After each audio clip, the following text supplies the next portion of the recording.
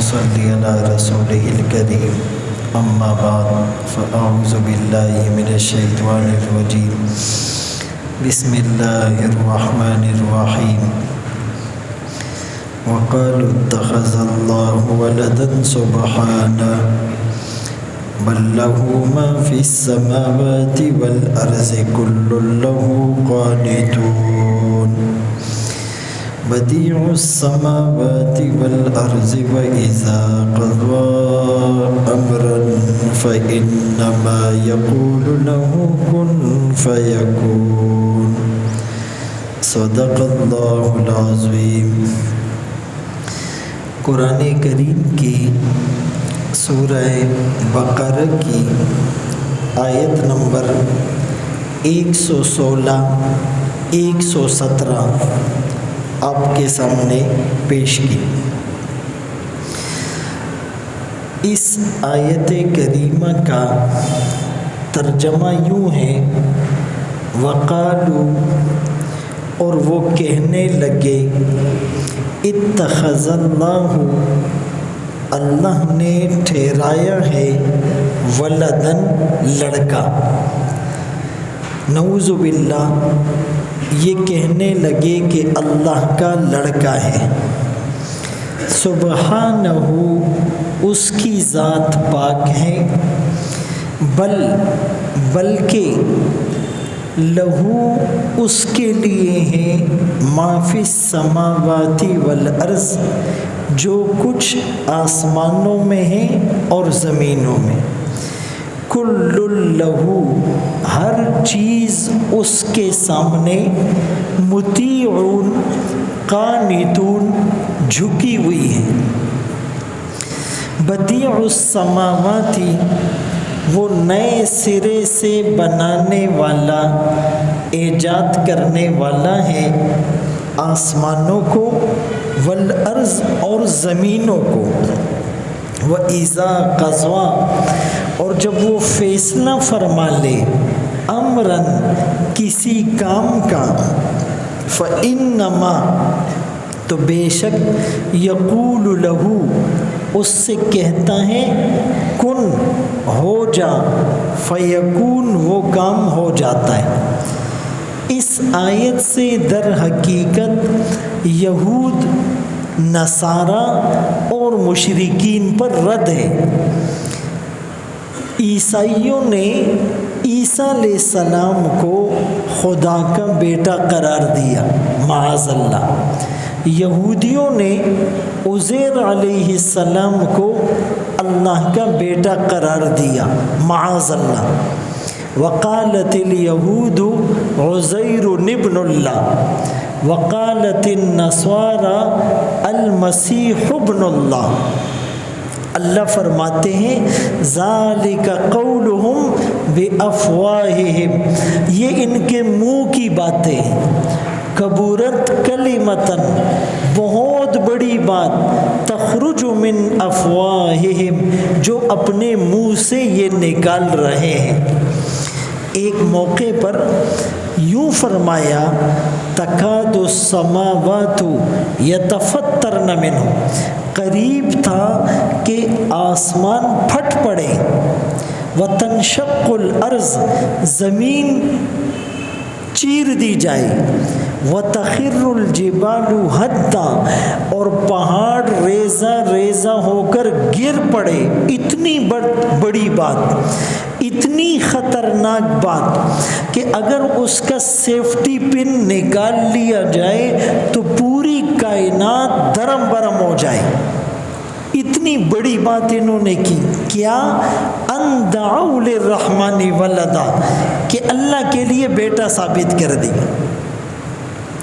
اسی طرح مشرکین نے کہا کہ فرشتے اللہ کی بیٹیاں ہیں، معاذ اللہ۔ افاسفاکم ربکم بالبنین واتخذ من الملائکۃ اناسا، کہ اپنے لیے تو بیٹے پسند کرتے ہو، جب ان کے گھر بیٹی کی ولادت کی خبر دی جاتی تو ان کے چہرے سیاہ ہو جاتے۔ ظل وجہہ مسودًا یتوارا من القوم من سوء ما بشر بہ، قوم سے چھپتے پھرتے کہ اس کے گھر بیٹی ہوئی ہے. ایمسکہ علی ہون ام یدسہ فی التراب، یا ذلت کی تصویر بن کر یہ گھومتا پھرتا اور یا اس کو زندہ زمین میں دفن کر دیتا. تو اپنے لیے تو بیٹے پسند کرتے ہو اور اللہ کے لیے بیٹیاں بنا رہے ہو. تو اس آیت میں رد کیا، فرمایا اللہ کے لیے بیٹا اس لیے نہیں ہو سکتا کہ اس کے لیے تو کوئی بیوی ہی نہیں. اتخذ اللہ صاحبہ، نہ اس کی کوئی بیوی ہے، جب بیوی نہیں تو بیٹا بھی نہیں ہو سکتا. اور اس کے لیے بیٹا کیا ثابت کرتے ہو؟ اس کی تو پوری کائنات ہے، پوری کائنات اس کی غلام ہے، پوری کائنات اس کی ملکیت ہے، وہ پوری کائنات کا خالق ہے، مالک ہے، رازق ہے، پوری کائنات اس کے لیے مسخر ہے، پوری کائنات میں وہ متصرف الامور جو چاہے کر سکتا ہے. بدیع السماوات والارض، آگے آ رہا ہے کہ اس نے نئے سرے سے زمین اور آسمان کو بنایا تھا. یہ بدی بدعت سے ہے. بدی کی نسبت جب اللہ کی طرف ہو اس کا معنی ہوگا بغیر کسی آلے کے، بغیر کسی مادے کے، بغیر کسی نمونے کے، بغیر کسی سیمپل کے، بغیر کسی رف ماڈل کے، بغیر کسی زمان اور مکان کے وہ جو چیز پیدا کرے اس کو بدیع کہتے ہیں. بدیع السماوات والارض، وہ نئے سرے سے آسمان کو اور زمین کو پیدا کرنے والا ہے. کل لہ قانتون، ہر چیز اس کے سامنے جھکی ہوئی ہے. یہ جو قانتون ہے اس کا ایک مطلب مفسرین نے لکھا مصلین، ہر چیز نماز پڑھ رہی ہے. وَإِن مِّن شَيْءٍ إِلَّا يُسَبِّحُ بِحَمْدِهِ وَلَٰكِن لَّا تَفْقَهُونَ تَسْبِيحَهُمْ، ہر چیز اللہ کی تسبیح کرتی ہے لیکن تم اس کی تسبیح کو نہیں سمجھ پا رہے. کل قد علم صلاتہ و تسبیحہ، ہر چیز نے اپنی نماز اور تسبیح کے طریقے کو جان لیا. بھائی درختوں کی نماز وہ قیام میں کھڑے ہوئے، اور پہاڑوں کی نماز وہ قاعدے میں بیٹھے ہوئے ہیں، اور چوپایوں کی نماز وہ رکوع کی حالت میں ہے، اور سانپ اور حشرات الارض کی نماز وہ سجدے میں پڑے ہوئے ہیں، اور سورج اور یہ دھوپ اور چھاؤں کی نماز وہ جھکتے ہیں. سورج مشرق سے نکلتا ہے اور مغرب میں ڈوب کر سجدہ کرتا ہے. یتفیأ ظلالہ عن الیمین والشمال سجدا للہ وہم داخرون وللہ یسجد من فی السماوات والارض، اللہ کے لیے سجدہ کرتی ہے ہر وہ چیز جو آسمانوں میں ہے جو زمین میں ہے. طوعا وکرہا، کچھ اپنی خوشی سے سجدہ کرتے ہیں، کچھ مجبور ہو کر سجدہ کرتے ہیں. وظلالہم بالغدو والآصال، یہ دھوپ کا نکلنا اور یہ چھاؤں کا آنا یہ سب سجدے ہیں. تو فرمایا ساری کائنات اس کے سامنے جھک کر نماز پڑھ رہی ہیں. دوسرا معنی قانتون کا کہ وہ سب اس کی بندگی کر رہے ہیں، تیسرا معنی وہ ساری چیزیں خالص اللہ کی ہے، چوتھا معنی وہ ساری چیزیں اللہ کے حکم سے قائم ہیں۔ جب اللہ کا ارادہ اس کائنات کو لپیٹ دیے جانے کا ہوگا تو سورج بے نور ہو گیا، چاند کی روشنی ماند پڑ گئی، ستارے بکھر گئے، آسمان پھٹ پڑا، زمین میں شگاف پڑ گیا، پہاڑ روئی کے گالوں کی طرح اڑنے لگے، درخت بالکل زمین پر پڑ گئے، انسانوں کو سور کے ذریعے سے پھونکنے کے ذریعے سے بے ہوشی اور پھر موت کے گھاٹ اتار دیا گیا۔ یہ ساری زمین کو تبدیل کر کے چٹیل میدان بنا دیا گیا، پوری کائنات کو اللہ نے قالین کی طرح لپیٹ دیا۔ یوم نطوی السماء کطوی السجل للکتب۔ تو بہرحال فرمایا اللہ کو بیٹا بنانے کی، بیٹی بنانے کی کوئی ضرورت نہیں، یہ ساری کائنات اس کی ہے۔ ایک حدیث میں رسول اللہ صلی اللہ علیہ وسلم نے فرمایا،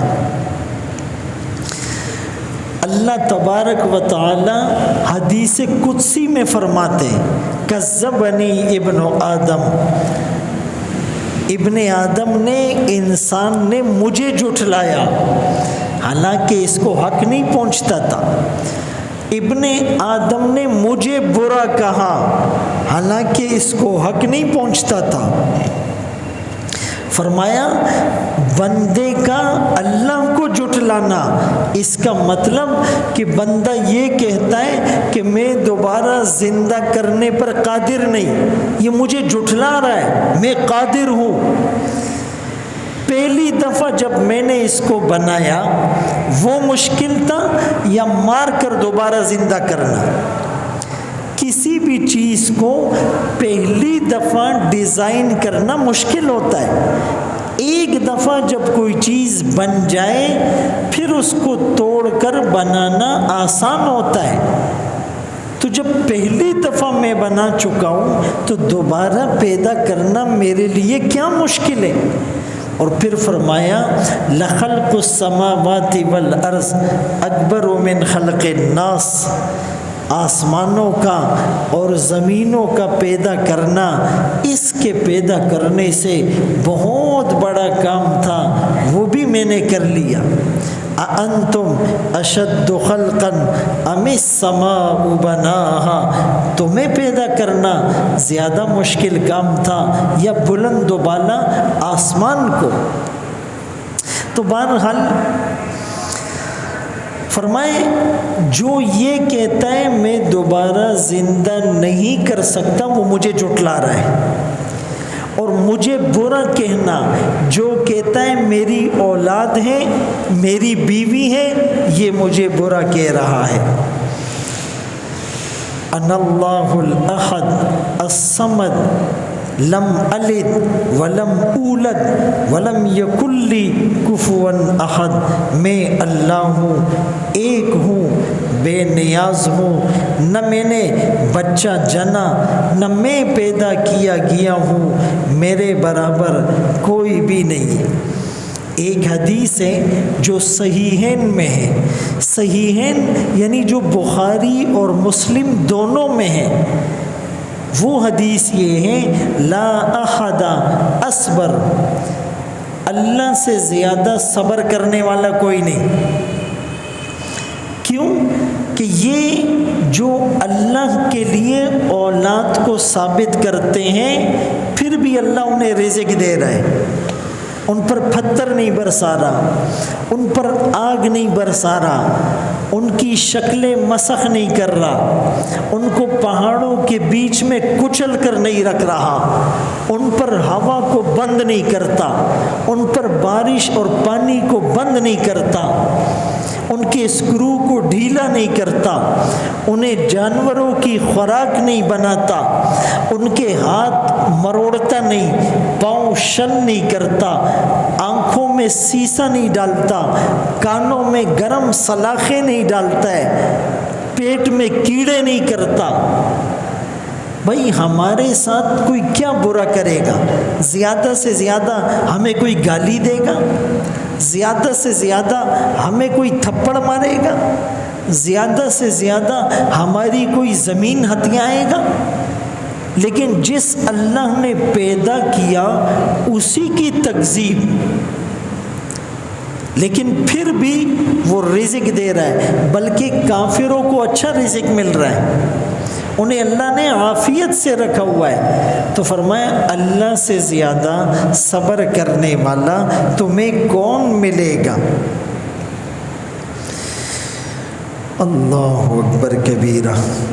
اذا قضا امرا، فرمایا جب اللہ ارادہ کرتے ہیں کسی کام کا تو اس سے کہتے ہیں کن، ہو جا، فیکون، وہ چیز ہو جاتی۔ علماء نے بڑا عجیب نکتہ لکھا کہ اللہ کو کسی چیز کے پیدا کرنے کے لیے کن کہنے کی ضرورت نہیں، یہ تو ہمیں سمجھانے کے لیے کہا جا رہا ہے۔ اس کے ارادے کا نام وجود ہے، وہ چاہے چیز ہو جاتی ہے۔ جب اللہ چاہتے ہیں تو بغیر ماں اور بغیر باپ کے آدم علیہ السلام پیدا ہو جاتے ہیں، جب اللہ چاہتے ہیں تو بغیر ماں کے اماں حوا پیدا ہو جاتی ہے، جب اللہ چاہتے ہیں تو بغیر باپ کے عیسیٰ علیہ السلام پیدا ہو جاتے ہیں، جب اللہ چاہتے ہیں تو بڑھاپے میں جب بال سفید ہو جائے، ہڈیاں کمزور ہو جائے اور بیوی بانجھ ہو جائے، اللہ ابراہیم علیہ السلام کو اولاد دیتے ہیں، زکریا علیہ السلام کو اولاد دیتے ہیں۔ اللہ چاہے تو ایک ساتھ 3-4 اولاد بچے دے دیتے ہیں۔ یہب لمن یشاء اناثا، کسی کو بیٹیاں دے، یہب لمن یشاء الذکور، کسی کو بیٹے دے، او یزوجہم ذکرانا و اناثا، کسی کو بیٹے بیٹیاں دونوں دے، ویجعل من یشاء عقیما، کسی کو بانجھ بنائے، کسی کو خوبصورت دے، کسی کو کمزور دے، کسی کو نیک دے، کسی کو بد دے، کسی کو کم عمر والا، کسی کو لمبی عمر والا، یہ سب اللہ کے ہاتھ میں ہے۔ آپ یہ دیکھیں اللہ اندھیروں میں بچے کو بناتا ہے، یصورکم فی الارحام کیف یشاء فی ثلاث ظلمات، رات کا اندھیرا اور پھر ماں کے پیٹ کا اندھیرا اور ماں کے پیٹ میں بچہ دانی اور حمل کا اندھیرا، کئی اندھیروں میں اللہ ایسا خوبصورت بچہ ڈیزائن کرتے ہیں کہ دنیا حیران۔ اور پھر اللہ نے تخلیق انسانی کے ادوار بتائے، نطفہ، پہلے نطفہ، علقہ، پھر خون کا لوتھڑا، مضغہ، پھر گوشت کا لوتھڑا، فکسونا العظام لحما، پھر اس پر ہڈیوں کی چادر، 40 دن نطفہ، پھر 40 دن خون کا لوتھڑا، پھر 40 دن گوشت کا لوتھڑا، پھر اس میں روح کا پھونکنا۔ جس وقت قرآن یہ انسانی پیدائش کے سٹیج بتلا رہا تھا، سٹیجز بتلا رہا تھا، اس وقت سائنس نہیں تھی۔ 1442 سال پہلے میڈیکل نہیں تھا، الٹرا ساؤنڈ کا سسٹم نہیں تھا، ایکس رے کی مشینیں نہیں تھی، یہ DNA ٹیسٹ اور لیبارٹریز نہیں تھی، یہ سائنس کی کتابیں نہیں تھی، سائنسدان نہیں تھے، ڈاکٹر نہیں تھے۔ اس وقت قرآن نے وہ نقشہ بتایا۔ آج بڑے بڑے ڈاکٹر کہتے ہیں کہ قرآن کی حقانیت کی سب سے بڑی دلیل کہ انسان کی تخلیق کا پورا پروسیس قرآن اس وقت بتا رہا ہے کہ کوئی انسٹرومنٹ اور ایکوپمنٹس نہیں تھے، کوئی آلات نہیں تھے۔ تو یہ قرآن کی حقانیت کی دلیل ہے۔ تو فرمایا اللہ جب ارادہ کرتے ہیں، کن کہتے ہیں، فیکون وہ چیز ہو جاتی ہے۔ یہی مضمون سورہ یاسین میں ہے، انما امرہ اذا اراد شیئا ان یقول لہ کن فیکون۔ یہی مضمون سورۃ النحل 14ویں پارے میں ہے، انما قولنا لشیء اذا اردناہ ان نقول لہ کن فیکون۔ یہی مضمون سورہ آل عمران میں ہے، ان مثل عیسیٰ عند اللہ کمثل آدم خلقہ من تراب ثم قال له کن فیکون۔ اللہ ہمیں ان باتوں کی سمجھ عطا فرمائے۔ وآخر دعوانا ان الحمد للہ رب العالمین۔ استغفر اللہ العظیم الذی لا الہ الا هو الحی القیوم واتوب الیہ۔ رب اغفر وارحم وانت خیر الراحمین۔ بھائی منیر کی والدہ کا رضائے الہی سے انتقال ہوا ہے، اللہ ان کی مغفرت فرما، درجات کو بلند فرما، لواحقین پسماندگان کو صبر جمیل نصیب فرما۔ اللہ ہم سب کو مرنے سے پہلے مرنے کی تیاری کی توفیق نصیب فرما۔ وصلی اللہ تعالی علی خیر خلقہ محمد و آلہ و اصحابہ اجمعین برحمتک یا ارحم الراحمین۔